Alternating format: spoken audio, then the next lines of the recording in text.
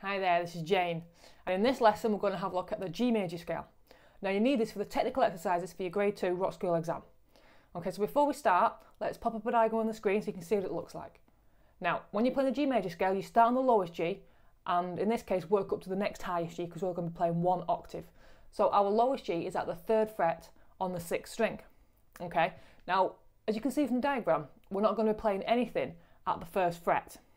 Okay, we've got some open strings, but we've got no 1st fret, and we do have a 4th fret. So the best thing to do for this is to play it in 2nd position. So that would mean that any notes that you have at the 2nd fret, you'd use your 1st finger to play them. Any notes that are at the 3rd fret, you use your 2nd finger to play them, so on and so forth. Okay, so when we play this first G on the 6th string, it's at the 3rd fret, so we're going to use our 2nd finger. So that's your G note. So after that, we have an open A, which is your open 5th string. Nice and straightforward. The next note after that is a B, which is at the 2nd fret on that A string. Because it's at the 2nd fret and we're in 2nd position, we're going to use our 1st finger to play that note. After the B, we have a C, which is at the 3rd fret. So we're going to use our 2nd finger to play that.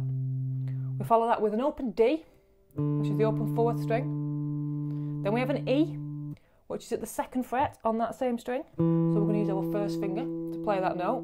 Then we have the F sharp, which is on the same string as that E, but at the 4th fret. So because we're in 2nd position, we're going to use our 3rd finger to play that note. And our last note is our open G, open 3rd string. So they're all the notes we need for that scale. So what I'll do now is I'll play it in ascending order so you know what it sounds like.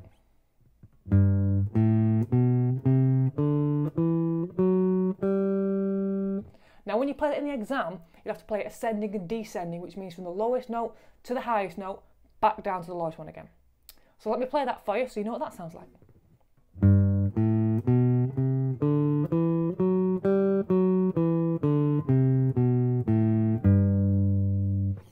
Now you'll notice when I play that, when I get to that top note, that top G note, I only play it the once and then come straight back down. Okay, a lot of people when they're playing scales, they'll play that top note twice. You're not supposed to do that in the exam. Okay? Now in the exam you have to play that at 100 beats a minute, and the examiner will ask you if you want to use a metronome. I recommend that you do use the metronome because it'll make sure it keeps your notes nice and even. Okay? So what the examiner will do is we'll pop the metronome on, and after 4 ticks you come in and you play that scale at that speed. So what I'll do now is I'll pop the metronome on and play it for you at the speed needed for the exam, 100 beats a minute.